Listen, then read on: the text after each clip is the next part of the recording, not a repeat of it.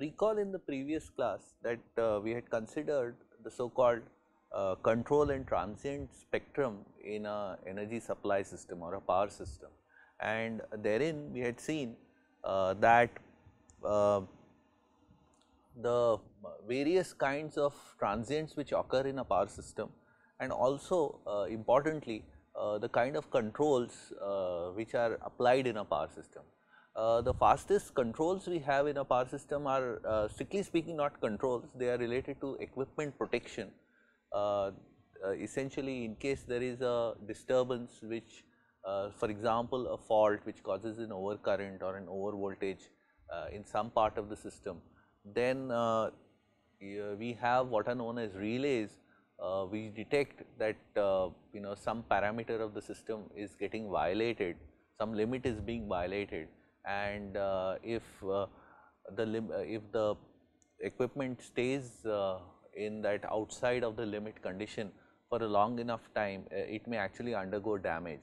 So, in that case we actually have to have some kind of protection, that is removal of a certain part of the system, some component of the system. Very common example is of course a short circuit, that is some part, some wire or some transmission line, a phase gets inadvertently connected to the ground because of failure of the insulation, and this kind of thing is detected by relays which have to in fact not only isolate such a component, that is strip out a component with minimum in the fastest possible time, and also this kind of action should be reliable, it should not trip more components than is necessary.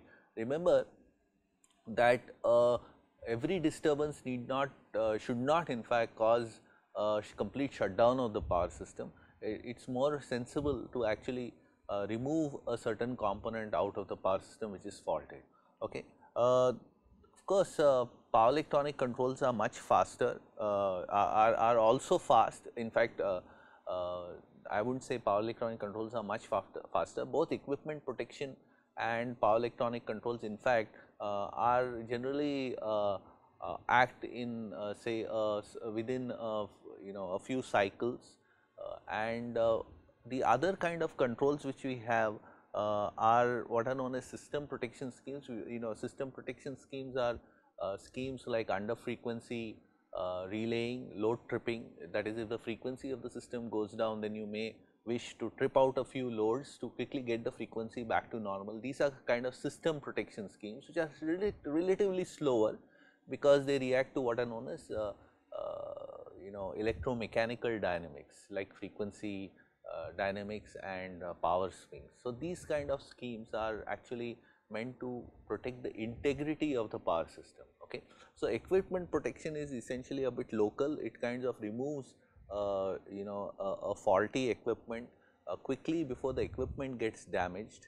So, this is a fast action, and of course, there are much faster transients like lightning and switching due to lightning and switching, and these may sometimes these are extremely fast, and it is not possible for to have protective relay action or circuit breaker action to isolate components for very fast transients. So, for these very fast transients in fact usually these are these cause over voltages, lightning and switching transients, and these effectively we have to avoid by putting devices like surge arresters etc., which are not protection, there are of course protection, these are protection devices, but not in the same sense as a relay and circuit breaker arrangement. In relay and circuit breaker arrangements, you are sensing some quantity, detecting the nature, trying to find out whether the disturbance is of a particular component, and then isolating that particular component by sending a signal to a circuit breaker to isolate that component. This is somewhat different from an action of say lightning or surge arresters, which are connected across in shunt in the transmission system to prevent over voltages which occur at a very fast speed. Some of these over voltages, especially due to lightning and switching, will be occurring in such a short duration. It is not possible for equipment protection using relays and circuit breakers to prevent them. Therefore, you have got surge arresters, which are essentially nonlinear resistances, or behave similar to nonlinear resistances. That is, they provide a shunt path to the earth whenever the voltages are extremely high.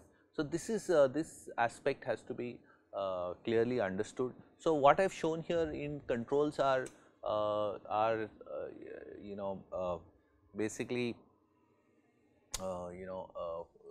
I mean that these are devices which sense something, use certain logic and then act. So, these are the controls which I have talked about here. So, I have excluded components like surge arresters and lightning arresters, although these actually prevent over voltages when acting at a very fast time scale due to lightning and switching transients. Yeah.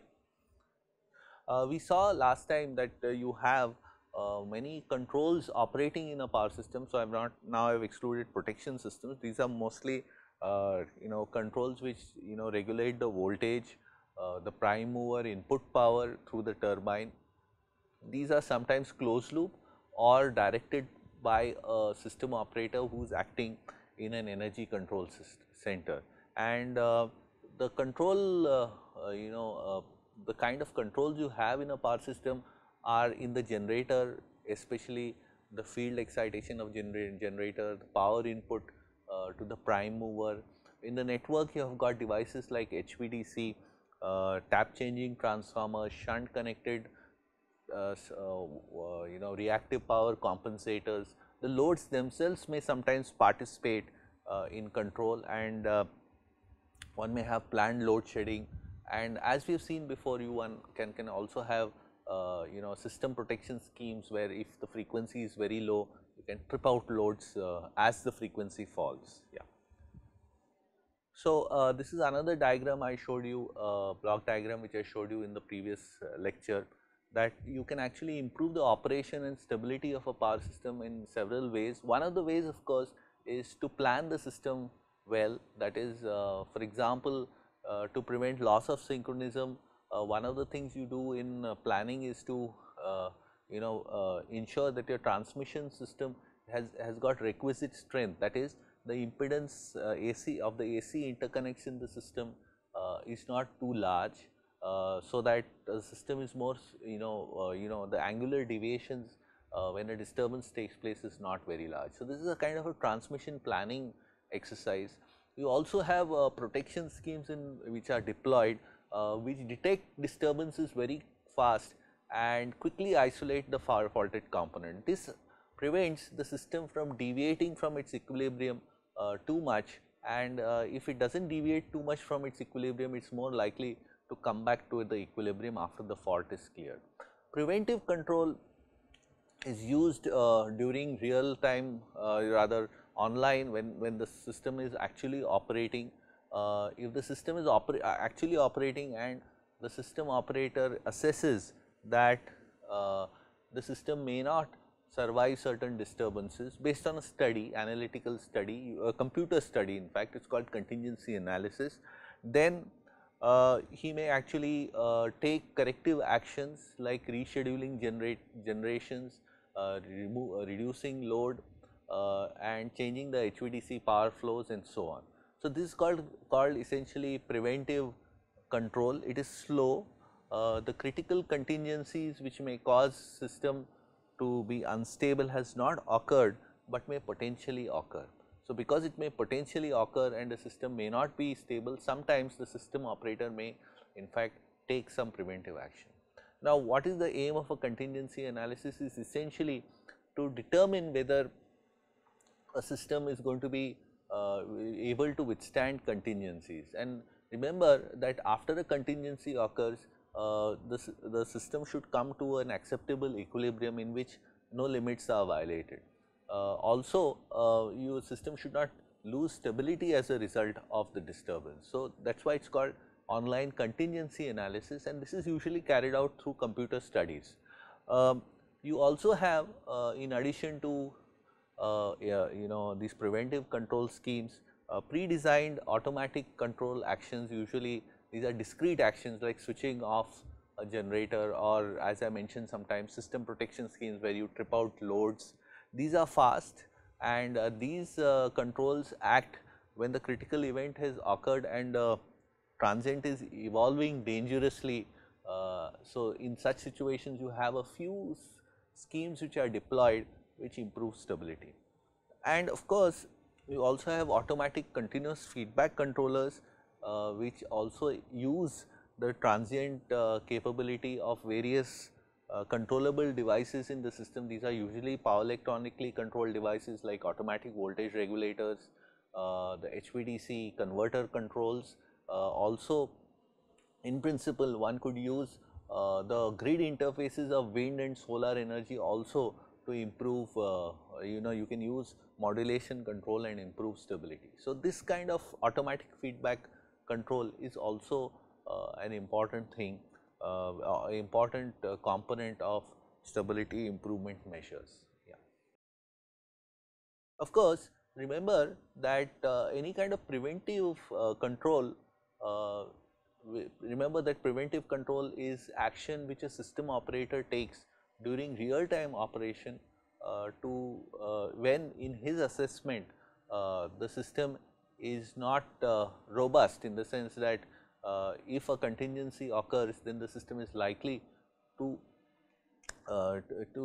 evolve dangerously into an unstable situation or move to an equilibrium in which equipments exceed their limits. So, under such situations this assessment has to be done to determine whether under credible contingencies such a situation may occur. Now, what are credible contingencies? Well, engineers like you and me have to get together and decide that what is the criteria we will use to say that the system is kind of vulnerable or requires preventive control action. Typically, system is operated, in fact, it is also designed that way. It is operated so that for a given operating, for the operating condition which you are considering, the system can withstand the loss of one component typically. So, for example, in real operation, one may actually assess whether the system in case for example, a major transmission link there is a fault and it is tripped, will the system under this situation be stable or not? This kind of assessment is done while the system is operating, and one may use computer programs and sometimes of course thumb rules as well to prevent to ensure that the system is to assess whether the system will be stable under this disturbance. Remember, when you are talking of assessment, it means that the critical contingency has not occurred, but if it occurs, you should be kind of stable under those situations. Now, the basic point is it is kind of a factor of safety which you are having in a system. Okay. So, this is something which one assesses using computer programs. The next slide, for example, shows you how this assessment is done. Usually one first tries to assess whether one would classify the system as operating is in normal, alert, emergency or in extremis or restorative states.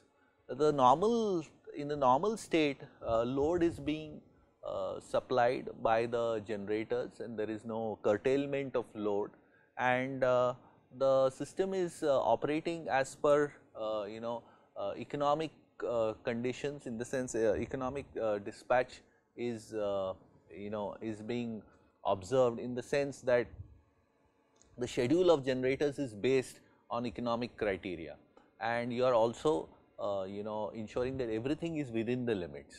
Now, you are also secure under a normal situation, that is if in case a certain set of credible contingencies were to occur, they do not occur, but if they were to occur, you would in fact be stable. So, one of the be stable and all the equipment in your system would still lie within the limits in case such a disturbance occurred. So, you have got a contingency list in which you considered faults and loss of certain equipment, And when you do this analysis and you assess that a system can withstand such a disturbance, then you say you are normal and secure, you feel secure, you have checked out what happens under various contingencies. Now, suppose you are normal, you are operating normally and securely, and in fact a disturbance does occur, and because you are operating securely, the system survives the disturbance. But now that the disturbance has taken place and possibly some equipment has got removed from the system because it is faulted because of the disturbance, what happens is that you may no longer be secure, that you are still working and operating with the loss of a certain equipment, but you may actually be insecure. And if you are insecure, you may have to do preventive control in order to get back to the normal state. So, basically you are operating normally and you are catering to all the loads in an economically viable fashion, or rather economically optimal fashion, where the generation schedules are according to the principles of kind of economic principles. And what happens is, once there is a contingency, it may lead you to a system where the system is alert or insecure, that is, no limit is being violated in the system, but still the system may not be able to withstand any further disturbance. So, this is called an alert situation, and once you are in the alert situation, you may want to do preventive control and get back to a secure operating situation. If you are in an alert situation, but you do not take adequate preventive control, you may actually end up with a situation where the system is cannot withstand a particular disturbance which occurs, and in fact the transient starts evolving dangerously towards an unstable situation, where some equipment will exceed the limits, they will violate the limits, or the system may not be stable, it may actually lose synchronism, a phenomenon which we discussed in the previous lectures.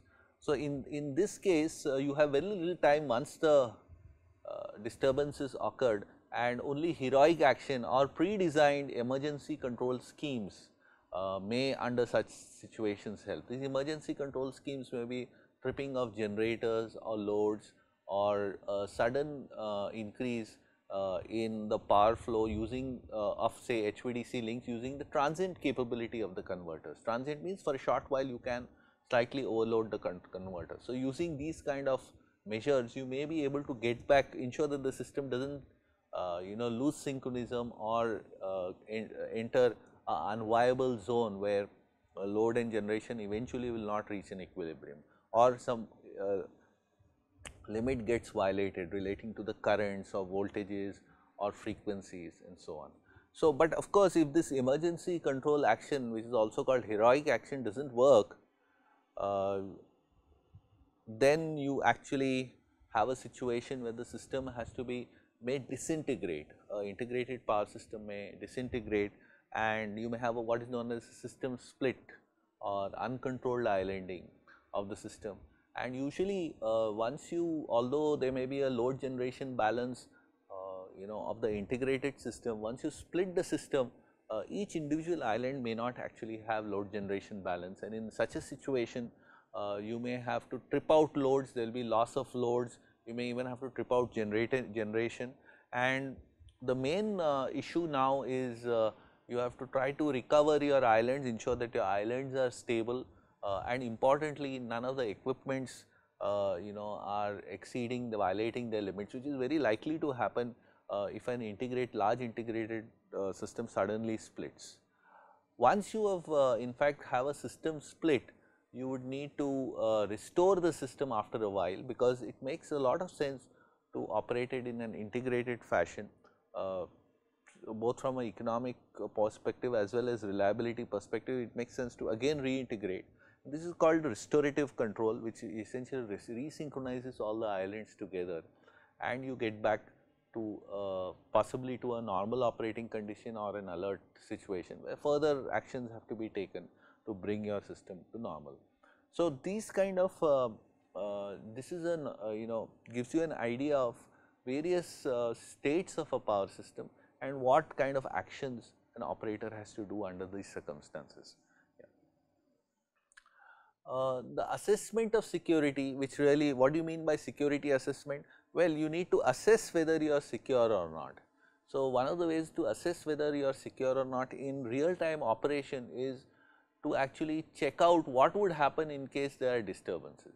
Now, the first starting point or rather the starting point of any such security assessment is to first of all find out what is the state of the system at the present point of time, and for that you will have to measure the voltages and powers at various places in the network. In fact, there you have to measure an adequate set of voltages, powers, etc., in the network to get an idea about what is the state of the system.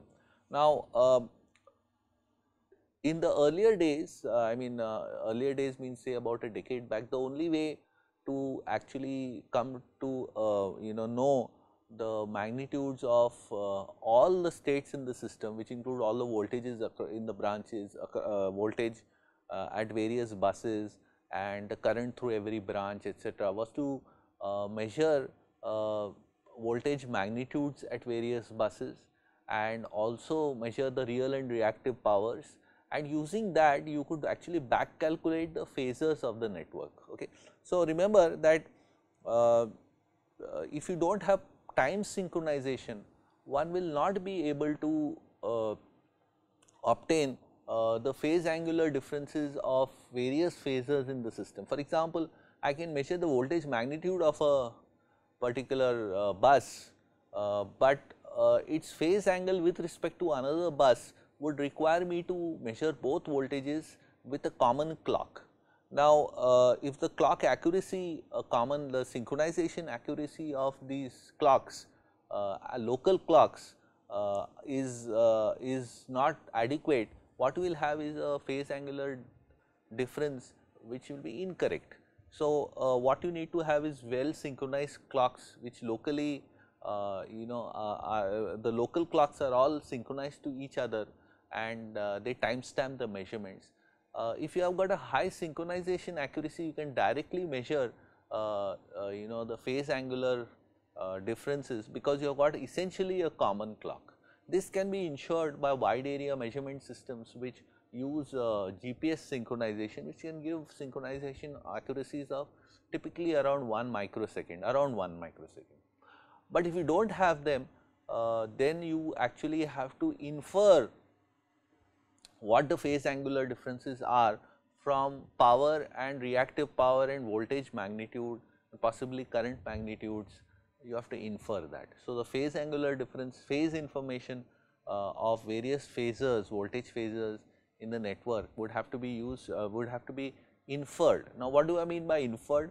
Typically, you would have measurements and using these measurements you could try to obtain the phase angular differences. For example, if somebody gave you the voltage magnitude at one bus and you knew the reactance between one bus and the other bus x, you know the magnitudes, and if somebody tells you that the power flow through this is a certain value, you could actually use the formula, assuming that the line is there is no there are no losses here, you could actually do sin inverse P x by V1 V2. So, you know this and you can get the phase angular difference where delta is equal to theta 1 minus theta 2. This is theta 1 and this is theta 2. So, you can actually infer the phase angular difference. In a large power system, you will find that these actually are measurements which are being made, and you could in fact locally find out what this if you got, you could also find out what is Q1 and what is Q2, for example. So, you may actually have in a given situation all these measurements, and you can infer back what the phase angular differences at various points are. You of course, if you want to do this, you would need to know the network parameters like reactance, resistance, etc., quite accurately, and also all these measurements should come to you without too much of time skew, means more or less they are of the of course, one does not expect that the voltage magnitudes and the powers and the reactive powers change very fast. They do change in case there is, for example, a disturbance, but normally real and reactive powers and voltage magnitude will be varying slowly, and therefore, if you, for example, get these measurements say once every second or so, you would be able to infer the other states in this fashion. You have to in fact back calculate what are the phase angular differences in such a situation. In case you have got wide area measurements with time synchronization, very accurate time synchronization, this phase angle could be measured directly, because this because you have got good synchronization accuracy, the voltage phasor here and here could in fact be measured quite accurately, and the phase angular if you take theta 1 minus theta 2, it would give you a meaningful phase angular difference. Now, because you have got a common effectively a common clock. Now, but if you do not have it, that is what happened in the used to happen about a decade or back. We would have to, in fact many of the control centers today also do this this kind of state estimation, where we try to infer the phase angular differences from other measurements, like as I have shown here. Now, this kind of state estimation procedure or any state estimation procedure, there is one important thing which you should remember, that you have since this is measured data, it may have some errors, and if you want to remove the errors, there is only one way to do it, that is you have more measurements than are the minimum necessary to infer this kind of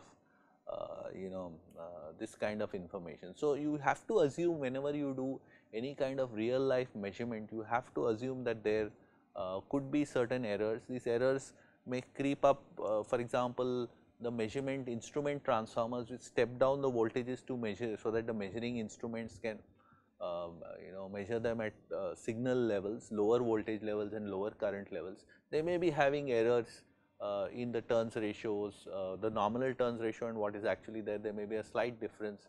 So, what may happen is that you end up with some measurement errors, and therefore, you cannot get correct results. So, what is the way out? You take a large number of measurements, take redundant measurements and use some kind of optimization criterion, so that you can get the values of estimate the values of the phase angular difference to minimize a certain cost function. So, you mathematically define a certain cost function and try to minimize it. So, this is the idea behind state estimation, that since the measurements could be have some error in them, you could actually take more measurements than necessary. It's a very simple thing, it's like cross checking things using additional measurements. Okay. So, intuitively this makes a lot of sense. Whenever you are not sure of certain measurements, you take more measurements and ensure that there is a kind of get an answer which seems to be consistent with certain measurements. Now, of course, there are a lot of sophisticated ways to even determine gross errors in the measured data. Okay. So, you need to have in fact ways to measure the gross errors in the data, and there are systematic techniques to try to catch such errors. So, sometimes you may have some voltage or current which may have a very large error. Okay. So, you need to actually take out these measurements and discard them. So, you have to have sophisticated techniques to do these things, and most state estimation programs will have this kind of feature. And usually the state estimation procedure is, so the state estimation is slightly different from a normal circuit solution which we do or a load flow solution which we carry out to determine the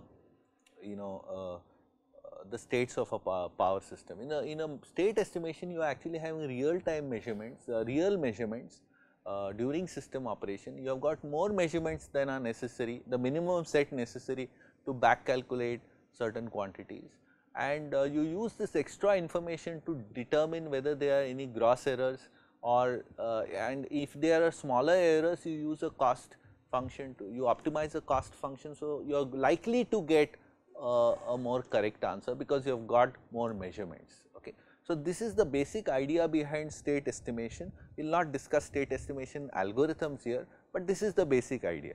So, once you in fact obtain the states of the system, you know how your system is operating. Once you know how your system is operating, you feed these states which have been estimated as initial conditions to your computer programs, which then one by one simulate the effect of various disturbances. And using these computer programs, you can actually come to a conclusion that whether the system has got adequate withstand capability to sustain credible disturbances. So, this is essentially what we need to, this is what is usually the philosophy behind security assessment. And security assessment need not only be what is known as static security. Static security assessment means once a disturbance occurs, are in steady state, are all the components of the system within their steady state limits.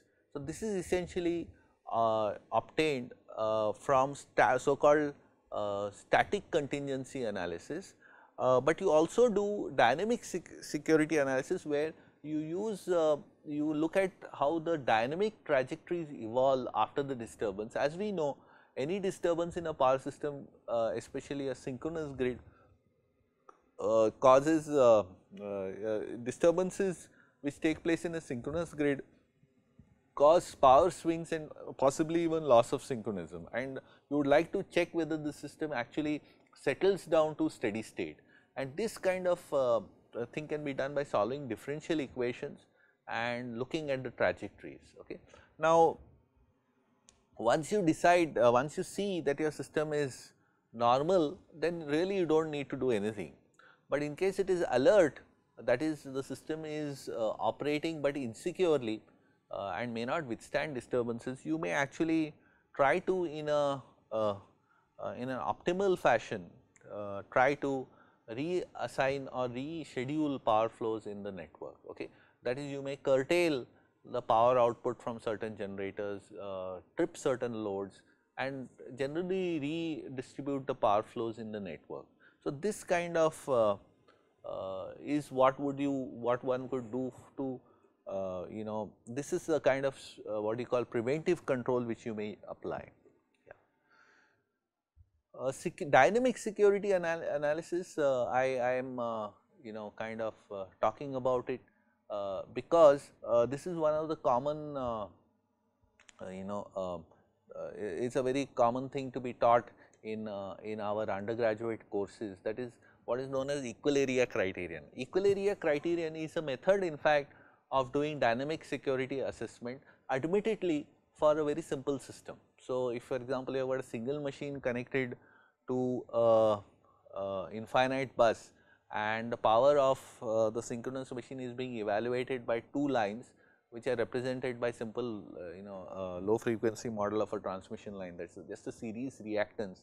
And if you actually give a disturbance to this power system, that is, say there is a fault at that bus, one of the transmission lines near this junction here, or this bus here, and that line trips, this line which is shown here trips, then the question is, because of the disturbance, of course, you have got suddenly the states have moved from their pre-disturbance equilibrium, they are not even at the post-disturbance equilibrium, but now your question is, are you going to come back to equilibrium? And one of the things which is assessed using the so called equal-area criterion, which is discussed in many textbooks, is essentially to find out whether the post fault the system will come back to its post fault equilibrium without losing synchronism. So, the basic idea is that this is the pre fault equilibrium, this is the post fault equilibrium, they are very close to each other, but because of the disturbance you will find that delta may change, and in fact, if it turns out that this area is equal to this area in the P delta curve, which essentially is a manifestation of the electrical power flow as a function of the phase angular difference between these two buses here delta. In that case, if this area here is greater than this area here, you find that in fact the system is stable. This point is of course the angle at the point of fault clearing. Okay. So, we will of course not discuss equal area criterion. This is in fact discussed quite extensively in textbooks, but remember that this is essentially a dynamic security assessment tool.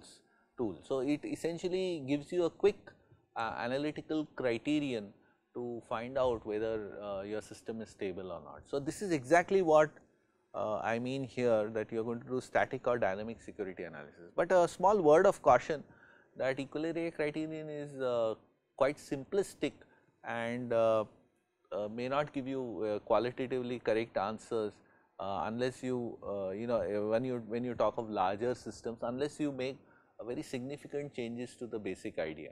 So, the important thing is that it is not easy to assess dynamic security. It is easily done in a simple system which is modeled extremely simply using the so called equal area criterion. But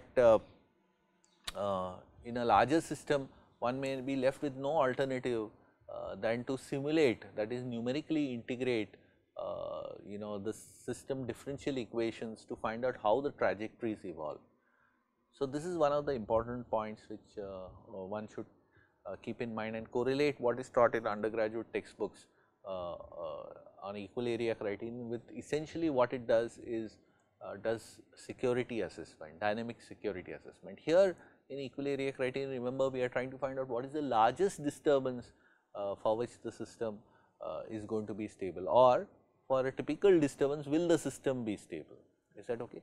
So, usually one would of course want to trip out a faulted component as quickly as possible, so that the system does not deviate too much from an equilibrium. So, whenever for example, there is a short circuit, the synchronous machines tend to accelerate from their equilibrium positions, and if the fault is not cleared quickly enough, then you will find that the deviation from the equilibrium is so much that the machines then find it difficult to come back into synchronism. So, it is important for faults to be detected early, and the fault should also be cleared early. Yeah. Now, we do occasionally hear of grids which kind of fail, that is they fail to recover from disturbances, and there have been in fact quite dramatic blackouts in the past couple of decades in various power systems in the world. In fact, in India itself in 2012 there was practically the entire northern part of the Indian grid was in fact blacked out, and these kind of blackouts occur because of not operating in a secure manner. That is one possibility, or there are disturbances which the number of disturbances which occur is unanticipated. After all our planning and operational criteria is essentially based on checking whether the system will be robust enough for credible disturbances. But sometimes you have got multiple disturbances which in fact are unanticipated.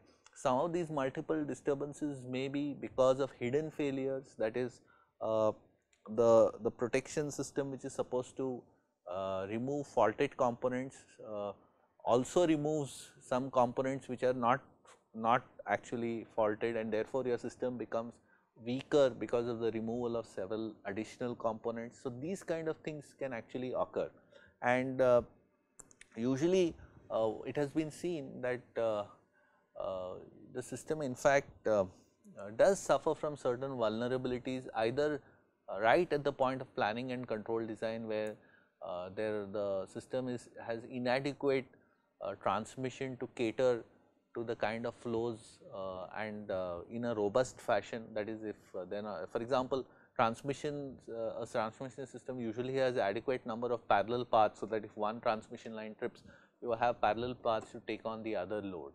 So, if sometimes you do find that the disturbances are more than what are anticipated during planning, and under such situations the system may be vulnerable to complete failure.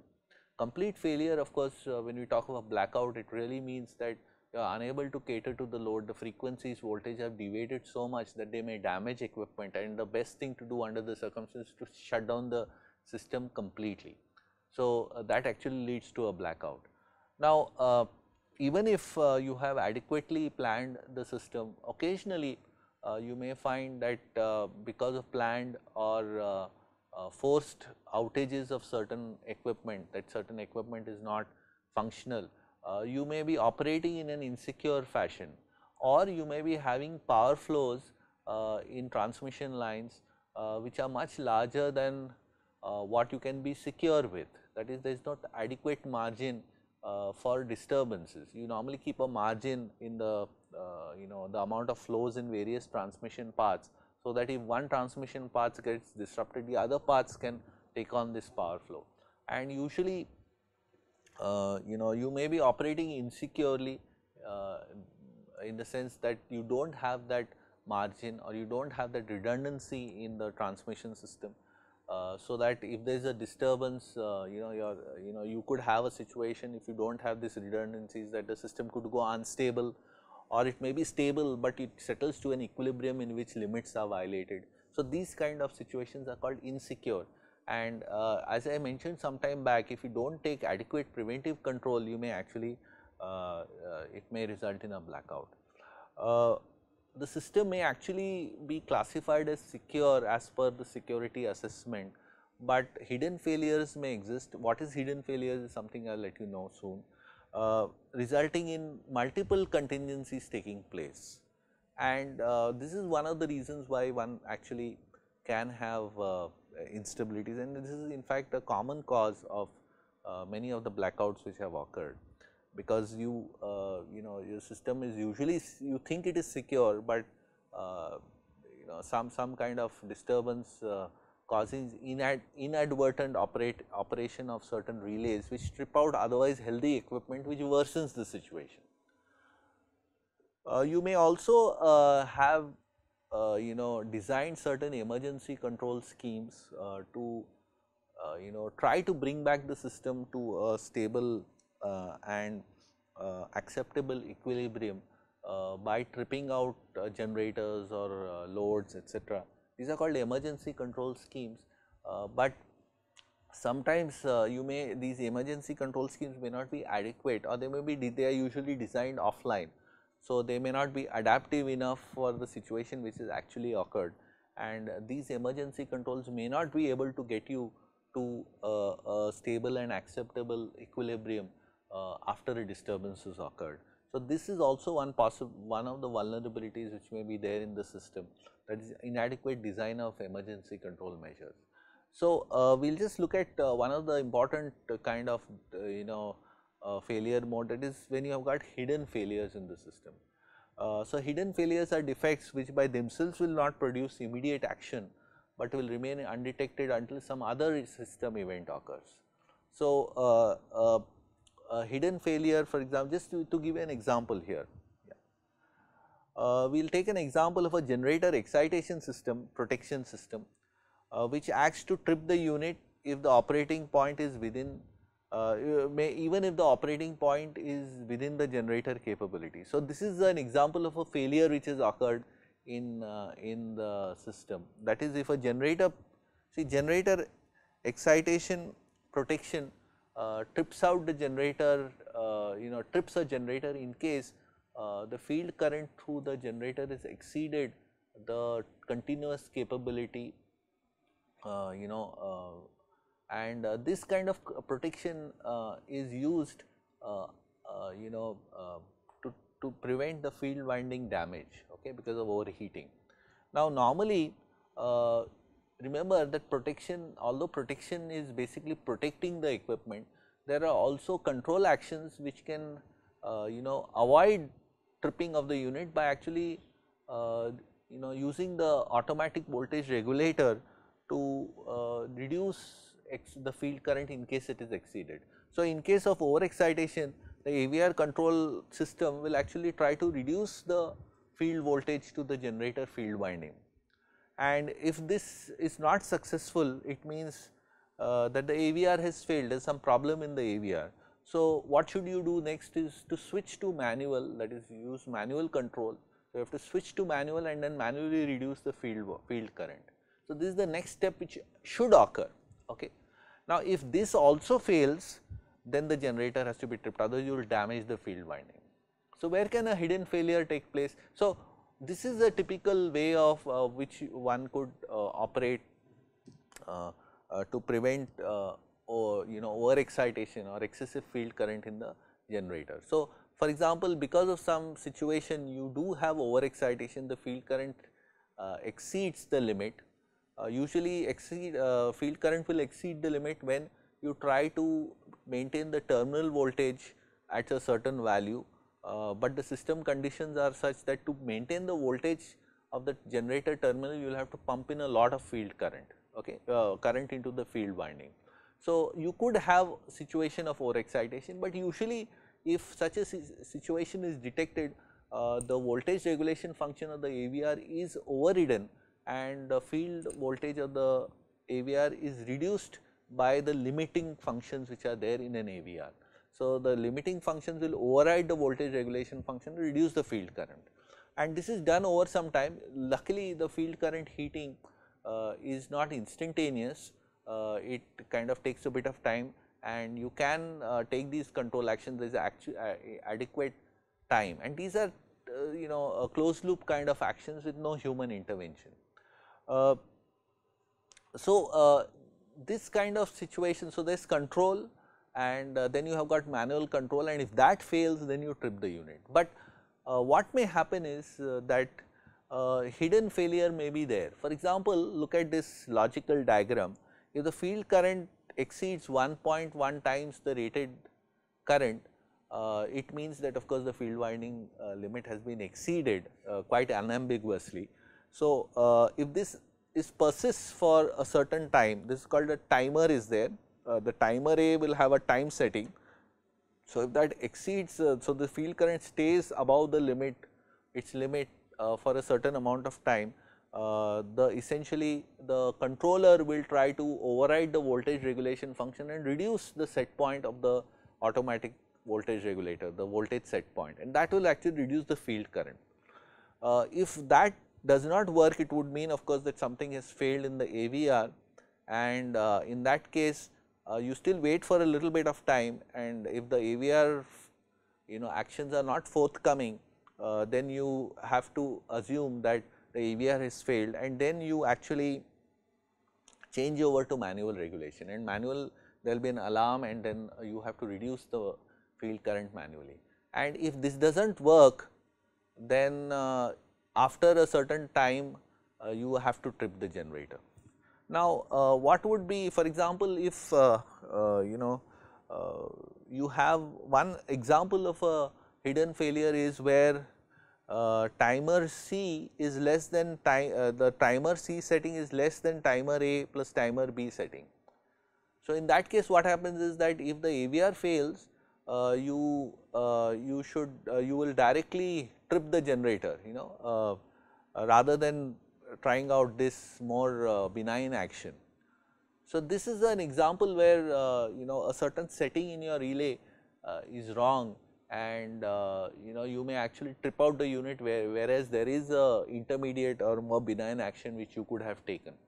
So, this is a setting which under normal circumstances will be there in your system, but you will not even know that such a hidden failure exists in your system. I mean, under normal circumstances you will not realize that the timer the settings are wrong, because under normal circumstances this thing will not be active, but only under abnormal situations where limits are exceeded and the AVR fails, that is this does not work, that this problem will suddenly manifest, and usually this is the cause of unnecessary tripping of equipment, and usually unnecessary tripping of equipment makes a bad situation worse.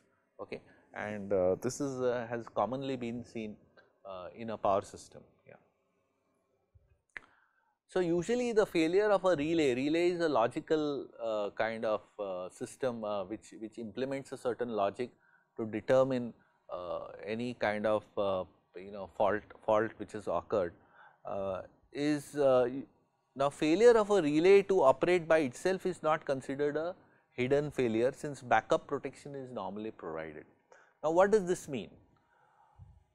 You have got relays in a power system, but usually we rely on more than one way of detecting that some fault has occurred. For example, backup protection means that, for example, if you take a transmission system, a relay which is present, this is a circuit breaker, a relay which is taking measurements from this bus, the current and voltage measurements from this bus, both the current and voltage measurements, is trying to see whether there is a fault occurred in my jurisdiction. Okay.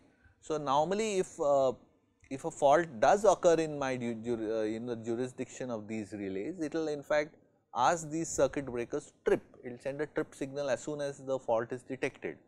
Now, in case there is a problem in the relay, or if the circuit breakers do not open, now what happens is that there will be some backup. What do I mean by backup? There may be some other relays in the system, okay, which also detect this fault, but they know that it is not lying in their zone. So, they do not act. But one of the ways to provide some kind of backup feature is that in case this detects a fault and there is a relay here which detect faults, they act with some time delay.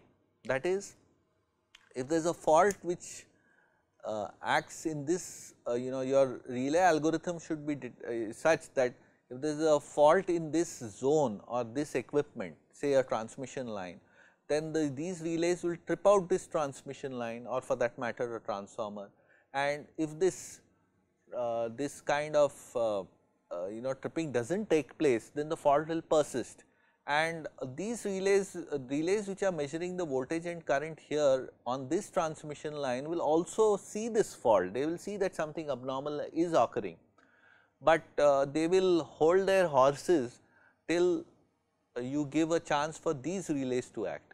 So, if these relays and circuit breakers act, this circuit breaker acts, then a very small part of the system, the faulted component, gets tripped. On the other hand, if these relays act, you will be tripping the corresponding transmission line. So, a typical local backup scheme essentially would give some time for the primary relays. Primary relays means if there is a fault here, the relays here pick it up and see that it is in their zone, and they should be given an opportunity to trip first, because this will result in minimal part of the system getting removed, only the faulted component gets removed. But a backup scheme may be there that if this fails, then some relays which are present on the neighboring lines, which also will see some disturbance, they will see some disturbance, but they will realize that it is not in their zone. So, they will not trip, but if they see that this fault is persisting, then they may actually trip out this system from this point, okay, using the circuit breakers here. So, this is called backup protection. Usually the main issue here is a relay should detect, a relay in fact will have some zone of action, in the sense that it will protect certain equipment. The relay is supposed to trip that equipment in case it detects that that equipment is faulty. In case it is not able to, for some reason the faulted equipment is not tripped because there is a failure in the relay or in the circuit breaker, then you should have some backup option which acts possibly a bit later. Okay. So, this backup option, for example, could be relays on neighboring transmission lines which also see the fault, but they know that it is not in their zone, and therefore, they will not act immediately. Okay. So, this kind of, but they would act after some time. So, that is one way of actually providing some kind of backup feature, but if the backup feature if you have got relays on neighboring lines may trip out more equipment, they will isolate the fault of course, but they may trip out more equipment than necessary. Okay. So, for example, if you have got a system which is pretty complicated like this, and one of the ways to detect that there is a fault is use some kind of differential principle. What is the differential principle? That you know that the current entering cut set, surface, the total current entering it is equal to 0. Okay. So, if you have got if you measure the currents through all these transmission lines which are intersecting this cut set, and if the sum up to 0, then you can be sure that there is no fault in this system. Of course, one should be of course careful, because of shunt connections to ground, there will be some current flow. There will be some the sum of the currents will not exactly be equal to 0, but under a faulted condition a large amount of current will flow through the ground, and in that case the sum of the currents which are entering this kind of cut set in the network will be exceeding a certain threshold, and then you know that there is a fault within this system. Okay. So, you can use a kind of current differential principle to determine whether there is fault within this system. If there is any kind of current flow which is not being not passing through these wires, then you know that then what this can be detected by simply taking the sum of these currents. So, for example, considered a long time back residual current breaker, in which you have got a system and a load, and what you can do is, for example, measure I1 and measure I2, and I1 plus I2 should be equal to 0, but in case there is a fault to ground, and there is also a ground path in which it flows like this, then I1 plus I2 will not be equal to 0. So, this kind of situation can be detected by measuring I1 by I2 and checking out whether the sum equals to 0 or not. So, this is called a current differential principle. So, if I1 plus I2 is not 0, means some current is flowing through an alternative path, and this is in fact used to detect a fault. So, this is called a current differential protection. This is one logic which you could apply to determine whether the fault is within a certain zone. Okay. Now, in a transmission system, of course, applying current differential protection would require some communication between these transmission lines, and of course, this is possible. I mean, it is possible to do this in today's world. You could in fact communicate the currents in various transmission lines, and this could be used to implement a current differential protection. But of course, there is one caution here. We would normally like to trip out a faulted component in within a few cycles. Okay. So, if the decision that there is a fault within a certain zone cannot be detected soon enough, then such a scheme would lose some of its utility. So, what we require is very fast communication between these units, so that you can do a quick tripping of the line. Another alternative is, of course, this is of course determining that there is a fault in a certain zone. In fact, you can reduce the zone to just a small single transmission line, and in that case it becomes a simple local protection scheme, and you can in fact have a current differential, see whether the current here is equal to the current here. If it is not, it means a significant flow into the, if there is a significant difference, it means that there is a fault which has occurred here, and you could trip it out. Okay. So, you could have a local protection of a transmission line using current differential principle, and you could also have a backup, in the sense that you could also see whether the total current entering this is equal to 0. If it is not, that means there is a fault within this zone, and you could in fact trip out all these transmission lines as a backup option. So, you can in fact have backup options based on current differential protection. You can detect whether there is a fault within a zone, but give the first you can say right of tripping to a local relay, so that you have a minimal tripping of equipment, and the second point is it can be done fast. Okay. So, local protection scheme using local quantities is usually preferred, because these can be done quickly, and it trips out only the faulted equipment, whereas backup protection is usually slower, and it can be used to trip out equipment and isolate the fault, possibly with more trippings than what would have been optimal, but it acts like a backup. So, that if case there is a failure of protection, say here, then these relays, you use the current differential, in this zone and detect there is a fault in between, somewhere inside, okay, because this is not acted. So, you actually hold your horses for some time, you do not immediately trip, you allow the local and quicker protection to act first. If it does not, then you can use the current differential in a zone, in a cut set, to determine that there is a fault within a zone and trip it. So, this is a kind of a backup scheme. Of course, you can have other kind of schemes which kind of mitigate the possibility of relay relay failures, or for some reason there is a faulty logic and you can't detect a fault. So, one of the ways is of course to employ backup protection the way I have described. The other way which mitigates basically relay logical issues is to have relays, 2-3 relays using different principles to determine a fault. Okay.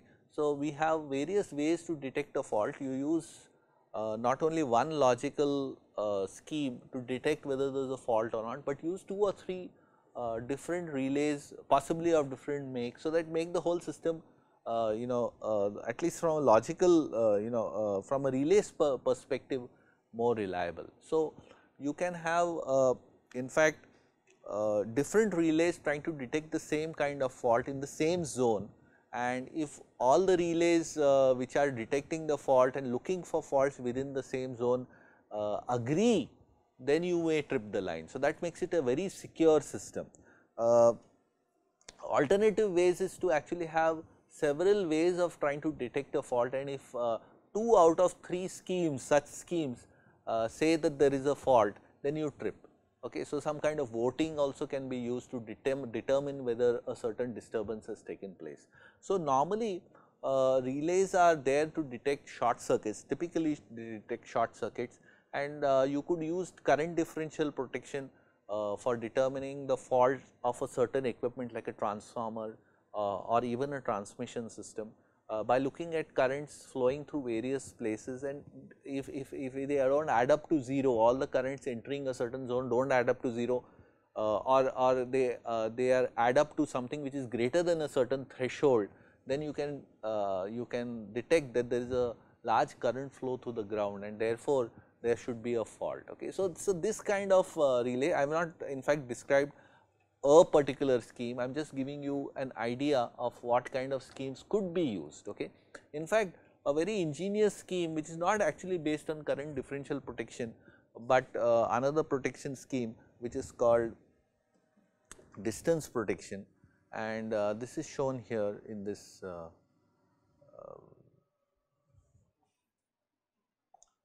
the next slide. So, one more ingenious scheme is that normally if you look at a transmission line as shown here, the voltage V1 bar by I1 bar is normally having a value much greater than the impedance of the transmission line normally. So, this is what we expect normally, but in case there is a fault somewhere at the midpoint of the line, let us assume it is a 3-phase fault for simplicity. So, you can in fact if you have got balance faults, it becomes easier to actually calculate what I am trying to say. So, let us just assume there is a 3-phase balance fault, that is there is a short circuit to the ground, inadvertent connection of some live part, 3 live parts to the ground. Okay. And in that case, since this voltage here, if it is a dead short circuit, that is there is a direct connection to the ground, practically there is no fault impedance, what you will find is that V1 by I is equal to the impedance up to that point of the transmission line. So, V by I will be practically equal to Z, and now what will happen is, since Z is small, you can actually differentiate this fault from this kind of normal situation where V1 by I1 is greater than the total line impedance. So, one of the ways to detect that there is a fault in my zone is to actually monitor the quantity V1 bar by I, these are phasors, you find out the ratio of V1 by I, this is called, in fact this is effectively giving the apparent impedance as seen from one terminal here. and if this is less than a certain value, the certain threshold value, like for example, you could keep the threshold at roughly ZL.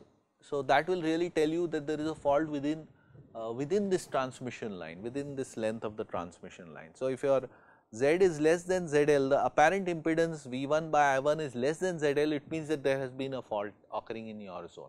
So, a very ingenious scheme, because it tells you not only that there is a fault because you are checking V1 by I is less than a certain value, but by actually computing this V1 by I, and if you know the impedance per unit length of the transmission, you can roughly say that the transmission line is faulted in my zone.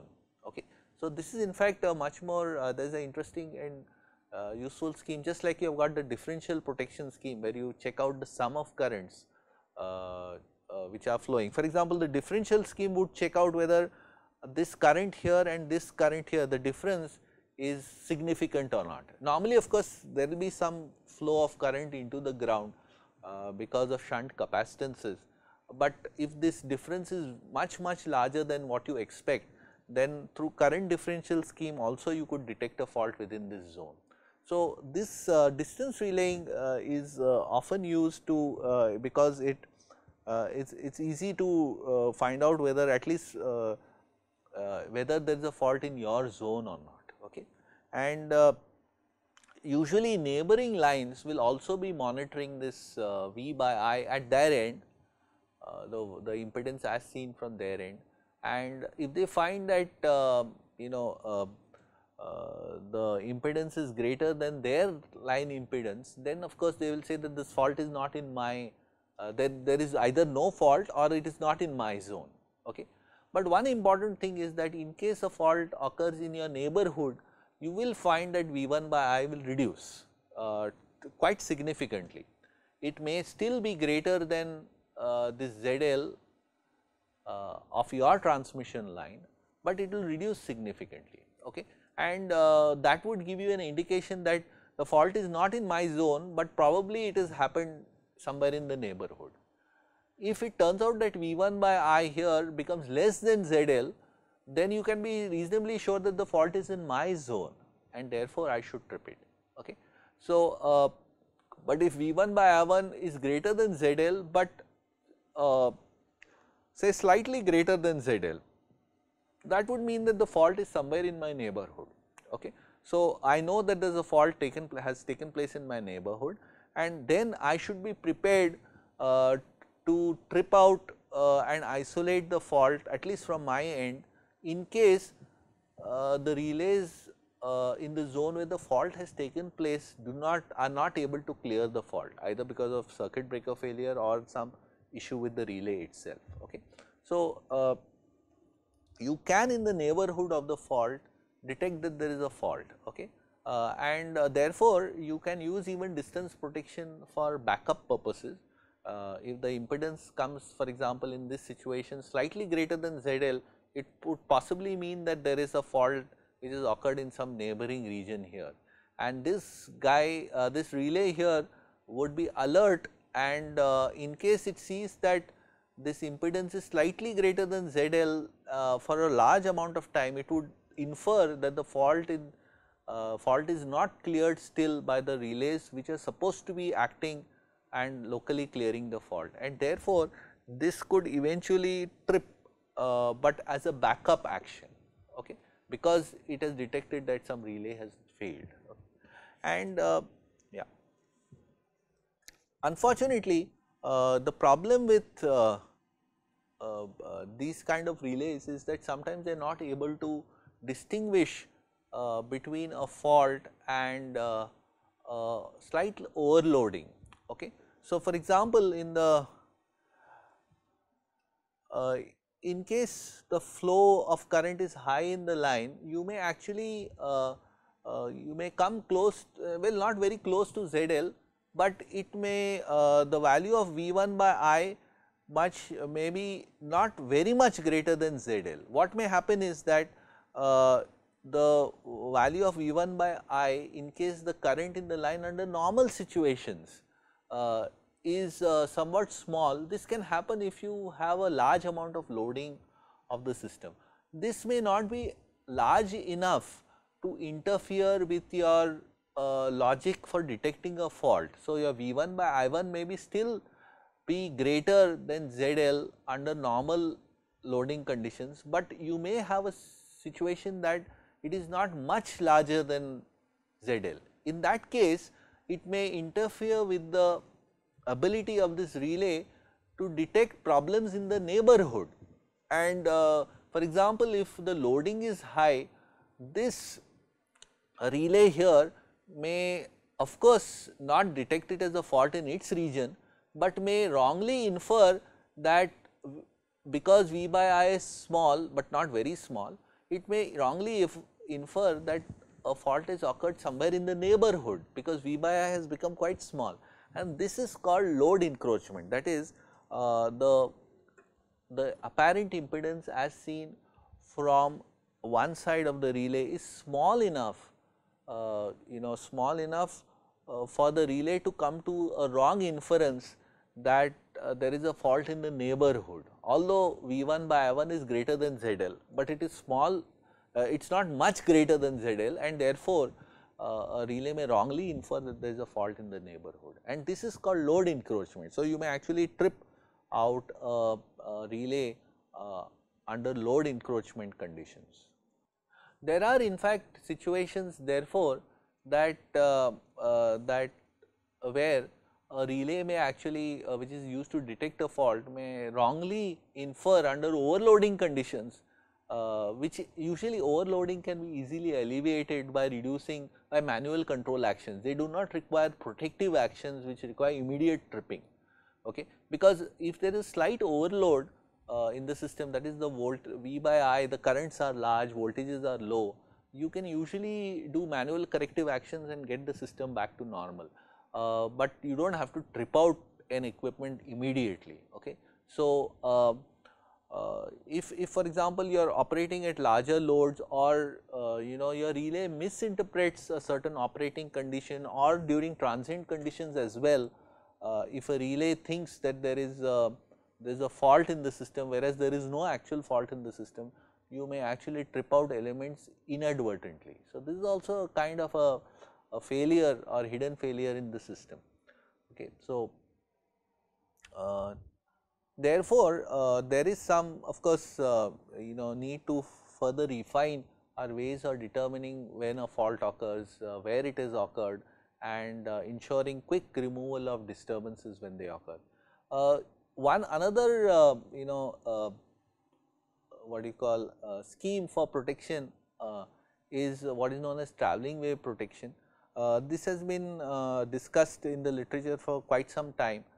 Remember that the current protection schemes or differential protection current schemes or distance what you call current differential protection schemes, they all usually operate on the so called steady state of the system. That is, for example, in distance protection scheme, you are actually computing the phasors V1 and I1 and taking the ratio of them, getting the computing the apparent impedance. These are all sinusoidal steady state concepts, and in fact, usually these schemes which use sinusoidal steady state concepts in fact compute phasors over a cycle, okay.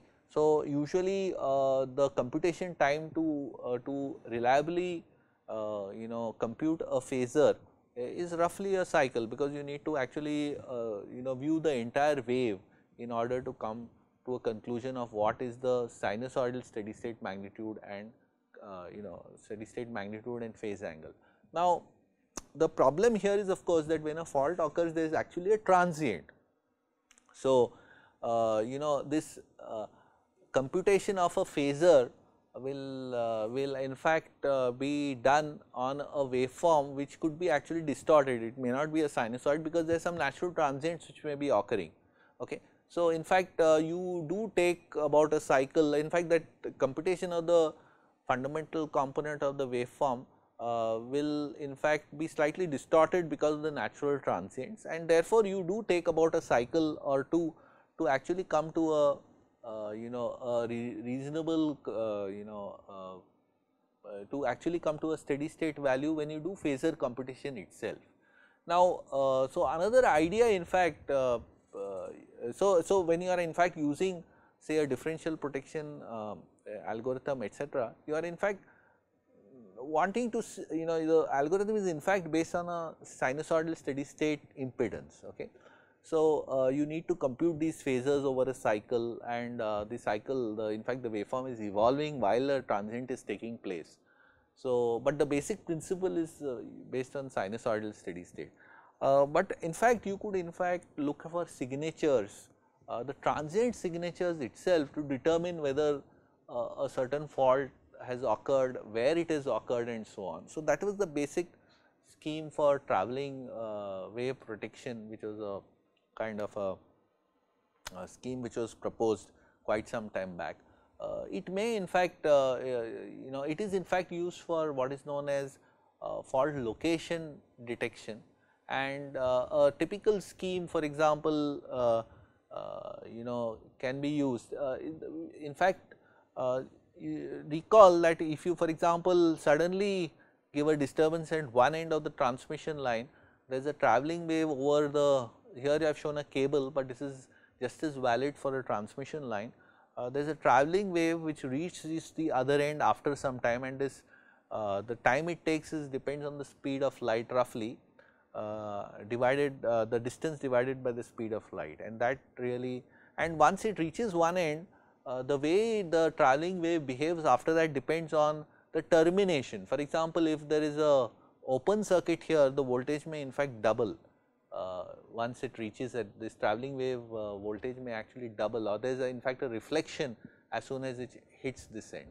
To understand some of these concepts, please refer to the additional material which has been uploaded for transmission lines, in which I have actually described to you an experiment to see travelling waves, and just a kind of curtain raiser is seen in the next slide, where a kind of a voltage pulse is given at one end of this system. You give a voltage pulse, and at the receiving end, if the line is open circuited, your voltage in fact doubles at the receiving end, and there is of course a finite travel time which is required for this disturbance to reach the other end, and after it reaches the other end, it in fact there is a reflection, and the reflection is also evident at the receiving at the sending end after some time. Okay. So, there is a travelling wave, it bounces there, and there is a wave which comes back reflected. So, this kind of behavior takes place during transients in a transmission line. Now, the question is, by knowing the nature of the voltages and the currents, can you infer for example things like if there is a fault, where has it occurred, and this kind of scheme is in fact has been used in by using this kind of principle, that if there is a fault, how much time does this wave take to reach here. This wave in fact will travel in this direction, and then but then it may reflect and come back here. So, you can, by looking at successive instants at which the wave fronts arrive at a certain end, determine where the fault has occurred. Okay. So, this is an interesting principle which uses the transient behavior of a transmission line to detect where the fault has occurred. So, these are called travelling wave locators. Of course, travelling wave locators in fact require very accurate and high bandwidth measurements. So, you need to actually ensure that, because these wave fronts are very sharp, and you need to in fact ensure that you get the timing at which the wave front arrives at a certain point, certain place correctly. Okay. So, you need to have very high bandwidth measurements, and these have been in fact such fault locators, travelling wave fault locators have been actually such devices exist and are commercially available. Although the travelling wave protection principle for protection has not been has not seen widespread application yet, but just fault location based on post processing is certainly possible, and such commercial instruments are available. Yeah. So, a typical grid failure occurs, we actually went into this discussion of protection based on the fact that a grid failure normally occurs, a normal system which is designed and planned appropriately may get into a grid failure situation because of multiple contingencies which occur due to hidden failures, or the system is insecure, but a secure system may still get into a grid failure situation because of multiple unanticipated disturbances which are aggravated due to hidden failures in the system. And if preventive control if everything, if multiple contingencies don't occur, then at most you would go into the alert state, and preventive control could in fact get you back to the normal state. Okay. But in case many unanticipated hidden failures occur, then you could in fact directly go into an emergency situation, and that emergency situation may cause system splitting. This will cause islands which may collapse because there is not enough control to ensure load generation balance, reactive power balance. So, voltage and frequencies will vary very significantly, and then to protect equipment you need to completely trip out the system, causing a blackout. Okay. Now, the important thing is that in case multiple failures do not occur, then usually through preventive control you should be able to, after a disturbance, bring back the system to normal. But in case you do not apply preventive control, you may actually be insecure, and if a large disturbance occurs, you again can get into this situation. Okay. So, this kind of remember that we do have blackouts, and possibly it is impossible to completely guarantee that no blackout will occur.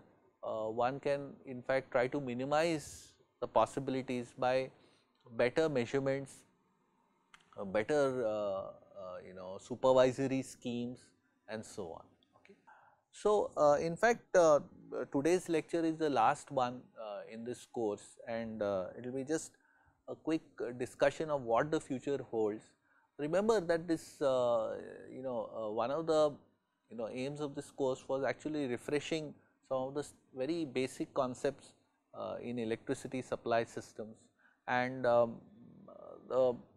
one of the motivating factors was that many of the changes which are occurring in a power grid are in fact quite revolutionary, in the sense of the widespread use of power electronics, especially when it comes to renewables, the integration of renewables to the grid, internet and communication technologies which actually now have made available non-local information, synchronized non-local information, the large amount of data which in fact can now be obtained from the system through these measurements can be mined, and you can actually come up with very nice strategies to operate the power system.